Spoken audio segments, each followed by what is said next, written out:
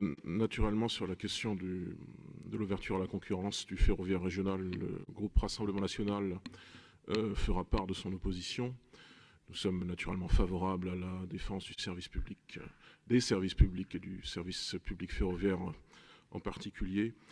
Et nous demeurons assez sceptiques sur les réponses qui ont été formulées ce matin par M. Brancourt sur le fait qu'il ne s'agissait pas d'une privatisation et qu'il y avait même, je cite, parce que je l'ai noté, cela m'a marqué, un développement du service public ferroviaire, que cette ouverture à la concurrence concourait, selon la majorité régionale, à un développement de ce service public.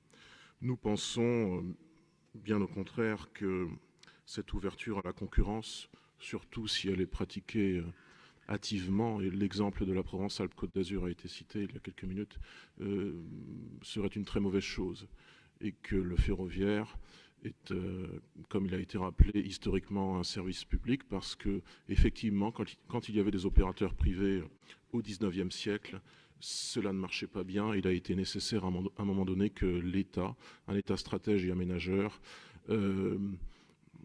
y mette son grain de sel, pour parler trivialement. En tout cas, organise les choses, planifie les choses, et c'est ce qui a donné le service public ferroviaire auquel nous sommes très attachés.